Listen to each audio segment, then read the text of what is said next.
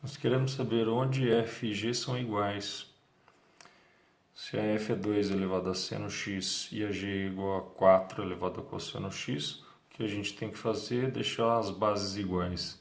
Logo, esse 4 vira 2 ao quadrado. Então, 2 ao quadrado elevado a cosseno, 2 elevado a 2 cosseno. Conserva a base e multiplica os expoentes. Bases iguais, os expoentes têm que ser iguais. Seno x tem que ser igual a 2 cosseno x.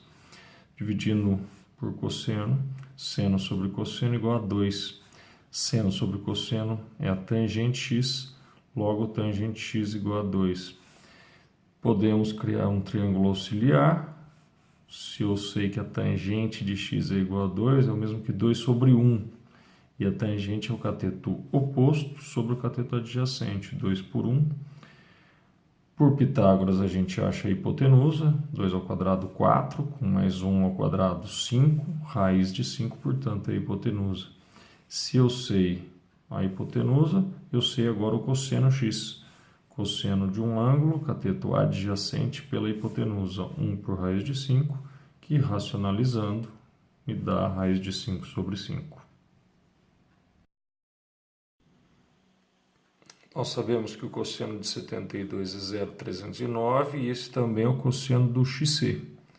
Se você olhar no ciclo trigonométrico, 72 está aqui no primeiro quadrante, faltam 18 graus para ele chegar no 90, e um simétrico a ele seria o 288, que é 18 graus passado dos 270. Ambos, por serem simétricos, têm o mesmo cosseno, que está aqui 0,309. Ou seja, esse XC vai ser o ângulo 288. Um outro ângulo que a gente quer é o XB, que vai ter cosseno igual a menos 0,309. Se você olhar aqui também, por simetria, com 18 graus ali que faltava para 90, 18 graus voltando do 270, nos dá o ângulo 252. Ele vai ter um cosseno igual a menos 0,309, que é simétrico a esse 0,309. Portanto, o valor do XB vai ser o 252. Como ele pedia XB mais XC, bastava somar esses dois ângulos para chegar em 540. Foi dada a função f de x menos 1 sobre x igual a x menos 1 e pediu-se f de seno quadrado θ. No entanto, eu quero que aqui apareça uma variável, para daí substituir essa variável por seno quadrado θ. O que eu estou fazendo aqui é chamar x menos 1 sobre x, que é o que aparecia ali dentro da função f, de uma variável temporária t.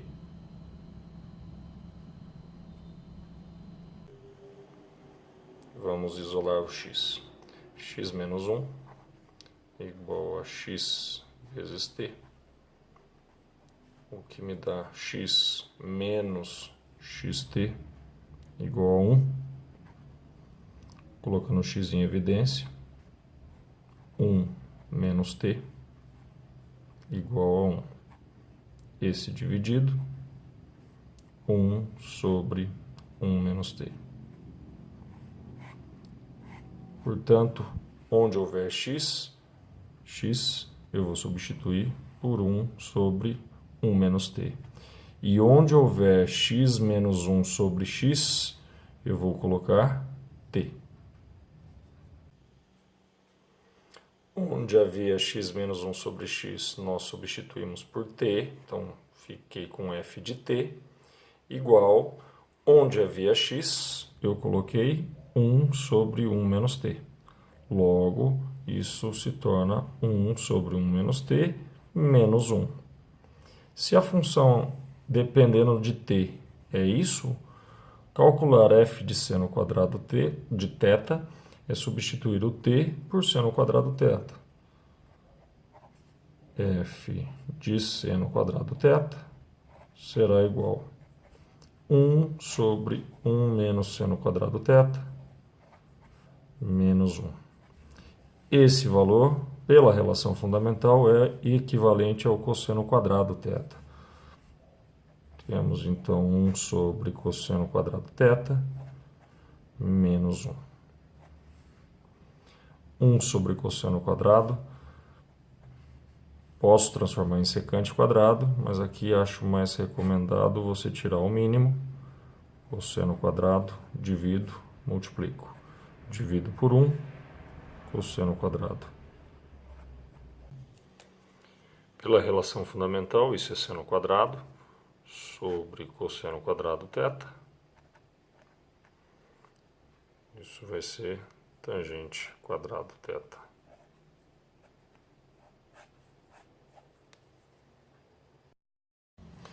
No primeiro momento, você tem R$ 1.000 que vão ser aplicados com um rendimento de 2% ao mês ao longo de um ano, de 12 meses. Só que esse valor depois será aplicado ao longo de X anos e com uma desvalorização de 1% a cada mês. Se eu tenho uma desvalorização de 1% a cada mês, em cada ano ele vai ter 12 desvalorizações. Portanto, vou ter que pegar esse valor e multiplicá-lo por 0,99, que seria já a desvalorização, 1 menos 1%, elevado ao número de meses que isso vai levar. Se ele falou em X anos, cada ano com 12 meses, então tem que elevar isso a 12 vezes X. Seria 12 meses por ano. X, lembre-se que representa a quantidade de anos.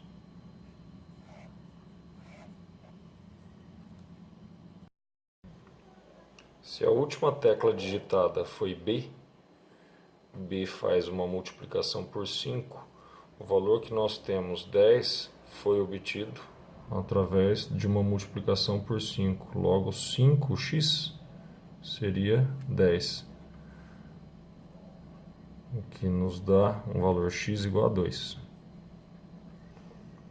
Só que esse valor 2 foi obtido pela penúltima tecla, que foi a segunda, a tecla A. E a tecla A associa o número ao logaritmo decimal. Então, eu sei que o logaritmo de algum valor deu como resultado 2. Se é logaritmo decimal, 10 eleva ao quadrado para dar o y. O y, 10 quadrado, 100. E esse valor 100 foi obtido através da primeira tecla. A primeira tecla foi B. Portanto, Z vezes 5 é que obteve o valor 100. Assim, temos que o Z era 20.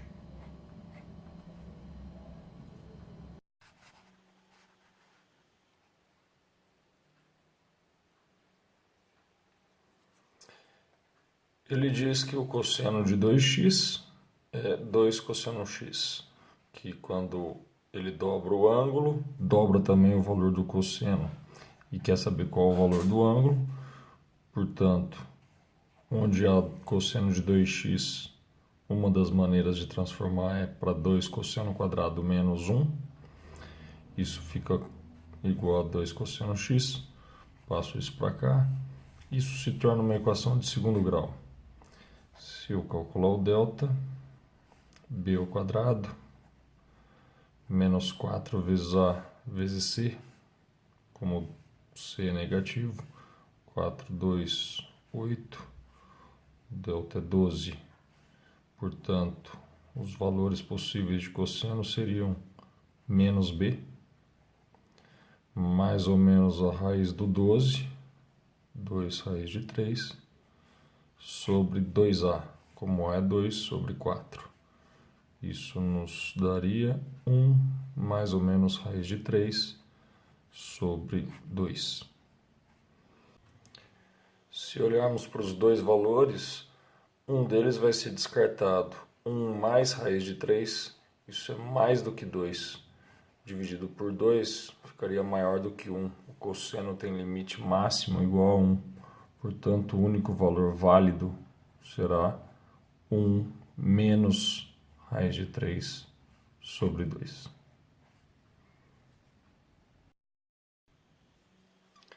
No primeiro caso, nós temos um cilindro maior, de raio 2, altura 2. Nele foi feito um furo um outro cilindro de raio 1. A segunda situação é um cilindro maior de raio 3, também com furo de raio 1, só que a altura desse cilindro é 1. O volume de material para esse cilindro é o volume maior menos o volume do cilindro menor. Volume de cilindro, área da base vezes a altura, área da base π raio ao quadrado vezes a altura, menos o cilindro menor também, área da base π raio ao quadrado vezes a sua altura. Aqui nós teríamos 8π, nesse caso temos 2π, 8 menos 2, 6π. Já nesse segundo, nós temos um cilindro de base maior 3 e um outro cilindro de base menor com raio 1.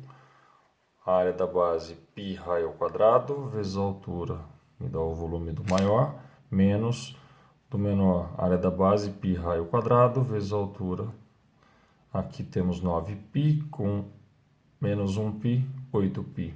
A diferença é de 2π. Esse aumento de material que esse teve em relação ao volume original corresponde a 1/3 do volume original, o que nos daria cerca de 33,3%. Se a escala é de 1 para 400, isso corresponde a dizer que cada centímetro do objeto corresponde a 400 centímetros reais.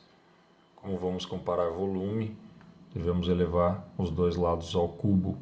Portanto, 1 ao cubo estará para 400 ao cubo, o que nos permite concluir que cada centímetro cúbico do objeto corresponderá a 64 milhões de centímetros cúbicos reais.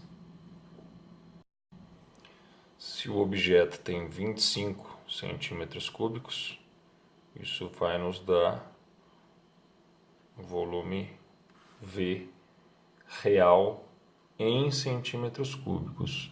25 centímetros cúbicos corresponderão a V centímetros cúbicos. No entanto, a pergunta está em metros cúbicos. Multiplicando, temos que o V será 25 vezes 64 milhões, 64 vezes 10 à sexta. Eu prefiro escrever o 25 como 100 sobre 4, vezes 64 vezes 10 à sexta. 100 é 10 ao quadrado, com 10 à sexta vai dar 10 à oitava.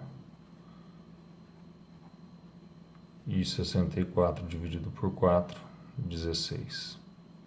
Isso estará em centímetros cúbicos. Como 1 metro corresponde a 100 centímetros, ou 10 ao quadrado centímetros, elevando ao cubo ambos os lados, temos que 1 metro cúbico corresponde a 10 à sexta centímetros cúbicos.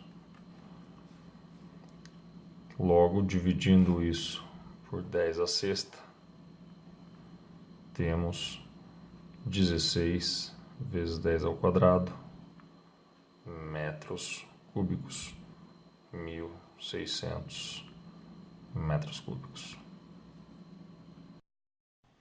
Os dois cones têm a mesma base.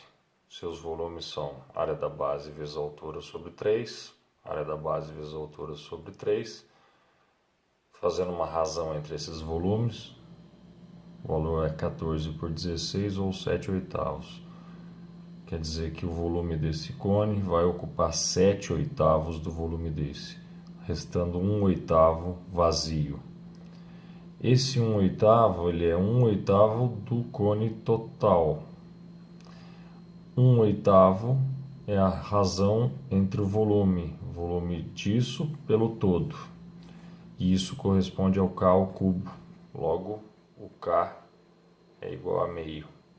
Isso quer dizer que a razão desse cone para o cone maior é de 1/2 para distâncias, para medidas lineares.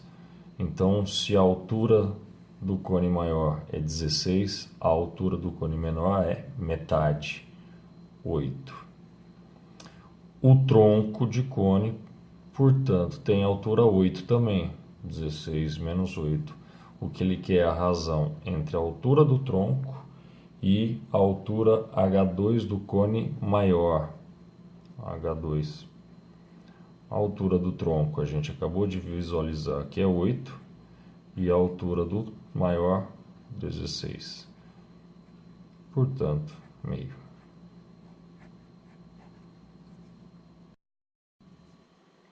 A quantidade total de fita utilizada foi 68 centímetros.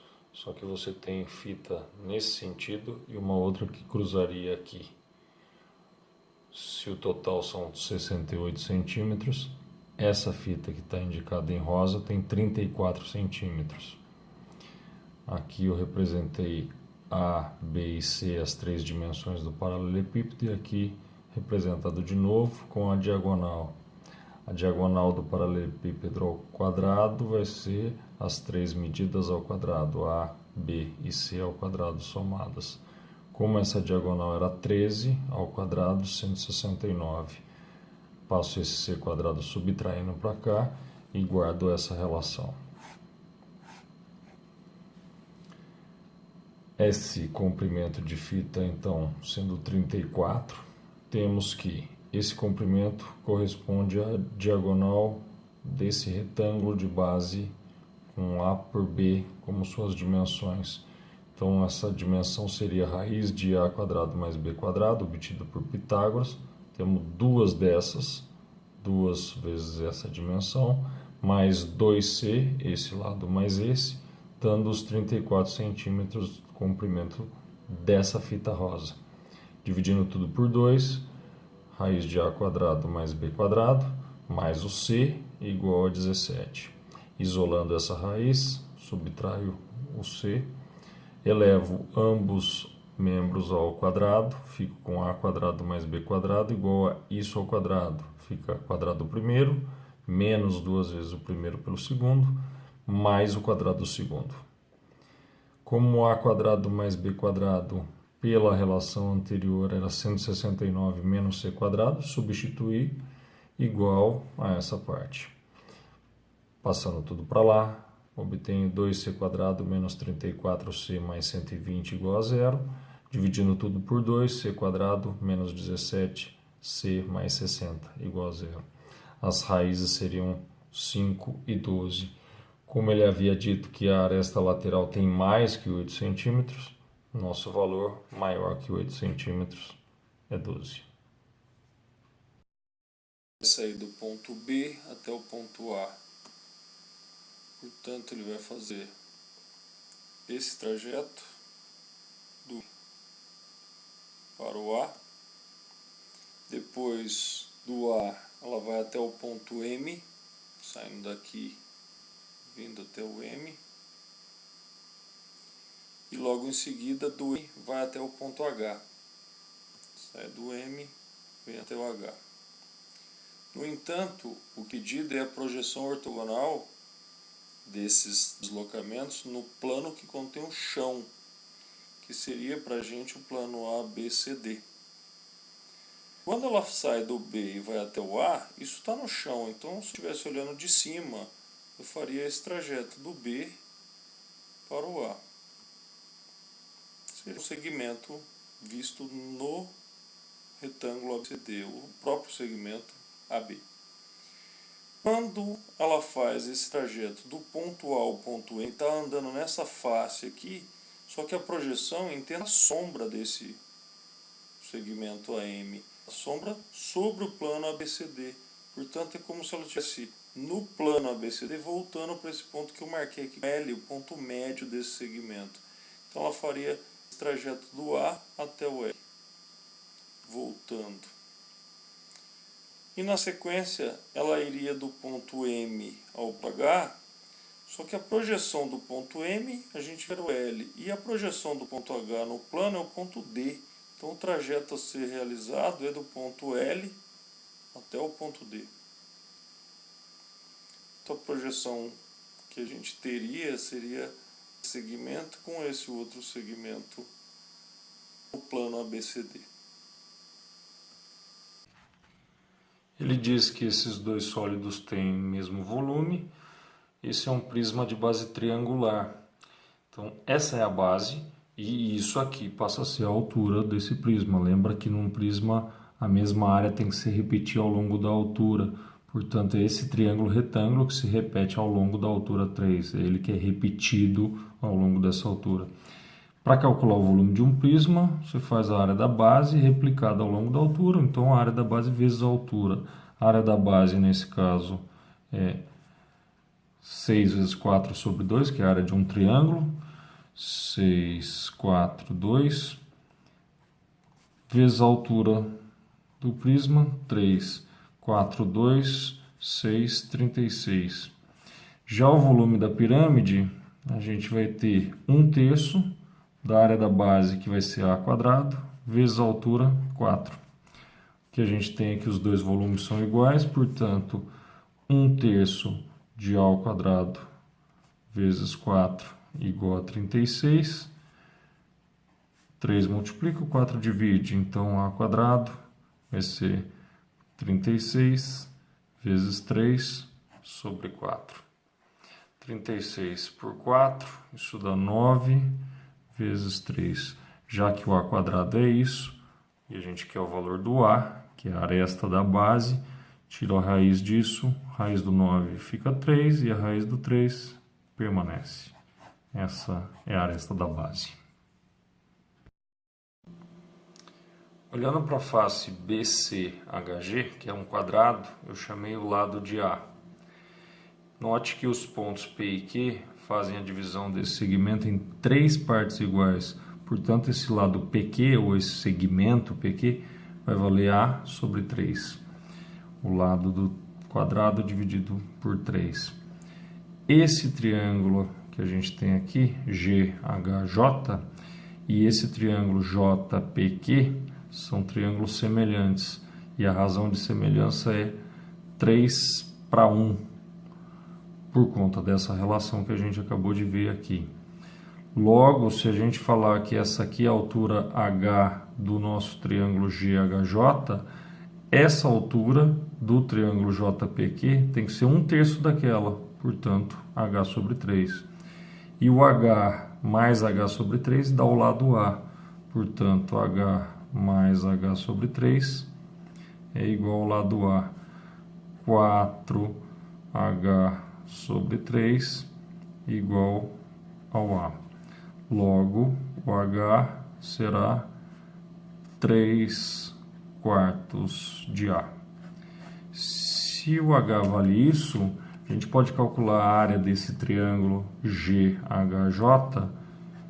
GHJ vai ter uma área dada por base vezes altura sobre 2. AH sobre 2, substituindo o H por 3/4 de A 3/4 de A sobre 2. Isso nos dá que a área desse triângulo vai ser 3A ao quadrado sobre 8. Esse triângulo é a base do prisma que ele falou e destacou aí na figura, que é o GJHEFI. Se isso é a área da base do prisma, o volume desse prisma vai ser dado por área da base vezes a altura. A área da base é essa, 3A quadrado sobre 8. E a altura do prisma ele deu, que é a medida EH, 8 centímetros. Claro, simplificando por 8, isso aqui me dá 3A quadrado. Só que esse volume do prisma foi dado. O volume foi dado como 81 centímetros cúbicos, então isso é igual a 81. A gente chega que o A quadrado é igual a 81 sobre 3, que nos dá 27. E eu não preciso tirar a raiz para achar o valor do A, porque ele quer o volume do paralelepípedo. E o paralelepípedo tem isso aqui como base e o mesmo HE como altura. Volume do paralelepípedo será a área da base, que é essa área, o 27, vezes a sua altura, que foi, como eu falei, o HE dado como 8. 216 centímetros cúbicos. De acordo com os dados do exercício, há um período máximo de 20 minutos de espera. A gente convertendo ele, isso serão 1.200 segundos. O primeiro cliente leva um tempo de 1 minuto e 20 segundos para ser atendido, portanto 80 segundos. O segundo tem 20 segundos a mais no seu período de atendimento, portanto 100 segundos. O terceiro novamente com um aumento de 20 segundos em relação ao anterior. O que a gente tem aqui é uma PA. Termo geral de uma PA, o termo N, é dado pelo primeiro termo, mais o número do termo menos 1 vezes a razão. O primeiro termo a gente sabia que era 80, permanece aqui N menos 1 e a razão 20. Faço a distributiva, 20N, o 80 com menos 20, 60. Isso é o termo geral. A gente quer o tempo total de espera para um cliente que seja no máximo os 20 minutos. Então a soma de todos os tempos dos termos da PA era dada por A1 mais AN vezes N sobre 2. A gente quer que essa soma seja os 1.200. Primeiro termo mais o último termo, aqui está o último termo, mais o primeiro, então 80 com 60, 140 mais 20N, isso é a soma dos primeiro mais o último, vezes o número de termos dividido por 2. Colocando o 20 em evidência aqui, nós temos 140 por 27, 20N dividido por 20 sobra N, vezes N sobre 2, tem que dar a soma que a gente quer, os 1.200 segundos. 20 por 2 dá 10, divido isso por 10, portanto, 7 mais N vezes N igual a 120, o que nos permite chegar em N igual a 8. E aqui é um detalhe, eu não devo marcar que são 8 clientes na fila, porque o que esse valor 8 me indica é que eu cheguei em 1.200 segundos após o atendimento de 8 clientes. Quer dizer que o nono cliente teria esperado esses 1.200 segundos. Então a sua resposta deve ser 9 clientes poderiam estar na fila, sendo que o nono teria esperado exatamente os 20 minutos para ser atendido. Ele quer que o número de senhas seja mais do que 1 milhão e menos do que 2 milhões. A quinta opção é fornecida como 3 letras e 2 dígitos. Cada letra tem 26 possibilidades, porque ele diz que pode ser letra repetida. Cada dígito tem 10 possibilidades, porque também podem ser dígitos repetidos. Se a gente fizer essa multiplicação, a gente vai chegar em 1.757.600 senhas possíveis, o que é mais do que o que ele espera e menos do que o dobro daquele número de clientes que ele espera. Se você olhar para a figura 1, a gente vai contar o número de quadrados, tem um quadrado só, na figura 2 há 5 quadrados, na figura 3 há 25 quadrados, quer dizer, a cada nova figura eu pego um quadrado que eu tinha e transformo ele em novos 5 quadrados, portanto essa é uma PG de razão 5. Quando você olha para a área de cada quadrado, você vê que o primeiro quadrado tem área 81, os quadrados da figura 2, cada um deles tem área igual a 9, e os quadrados da figura 3, cada um deles tem área igual a 1. Portanto, a área de cada quadrado em cada uma das figuras está numa PG de razão 1 nono, ou seja, você pega essa área, divide por 9 e você chega na área de cada quadrado da figura 2 e assim por diante para as próximas figuras. A área total da figura corresponde ao número de quadrados vezes a área de cada quadrado. Então aqui temos 81, que é esse produto. Aqui temos uma área de 45, que é esse produto, e assim sucessivamente. Como a primeira corresponde a uma PG de razão 5 e a segunda uma PG de razão 1/9, eu estou dividindo por 9, essa terceira também é uma PG, uma sequência, em que cada termo eu multiplico por 5/9 para obter o próximo. Portanto, a área da figura 1 é 81, da figura 2 era 45 e da figura 3 era 25. Para chegar na próxima, multiplico por 5/9, 125 sobre 9. E para chegar na figura 5, multiplico novamente por 5 sobre 9, o que nos dá 625 sobre 81. Esta é a área que nós queríamos. Como o brinquedo número 1 foi dado para o Fábio e o brinquedo número 2 foi dado para o Roberto, no total de 10 brinquedos restaram 8 para a nova distribuição. E o Papai Noel impôs uma restrição de que pelo menos um dos brinquedos tem que ser deixado para ele. Então, seria melhor começar por essa restrição. O que eu fiz aqui foi uma combinação de 8, 1 a 1, ou seja, de 8 brinquedos eu tenho que escolher um para o Papai Noel. Escolhido esse, eu faço uma combinação dos 7 restantes em grupos de 0, ou seja, nenhum brinquedo para o Fábio, o que resta é do Roberto. Ou também poderia ser um brinquedo dos 8 para o Papai Noel e um brinquedo dos 7 restantes para o Fábio, o que daria os 6 restantes para o Roberto, e assim sucessivamente até uma última situação em que o Papai Noel ganha um dos 8 e os 7 restantes ficam com o Fábio, o Roberto fica sem nenhum. Isso nos daria 8 vezes 2 a sétima possibilidades de distribuição em que o Papai Noel ganha um e Fábio e Roberto dividem o restante. Uma outra situação seria Papai Noel com 2, dos 6 restantes, nenhum fica para o Fábio, os outros 6 são do Roberto. Ou Papai Noel tem 2, o Fábio fica com um dos 6 restantes e os outros 5 são do Roberto. E assim por diante, novamente, até a última situação em que o Papai Noel tem 2, o Fábio tem os 6 restantes e o Roberto fica sem nenhum. Isso nos daria um total de 28 vezes 2 a sexta possibilidades. E assim por diante, eu tenho aqui todas as situações em que o Papai Noel tem desde 1 até 7 brinquedos. Essas possibilidades estão aqui e o total seria 6.304 possibilidades, o que nos permite concluir que eles teriam mais de 6.000 possibilidades de distribuição entre os brinquedos restantes.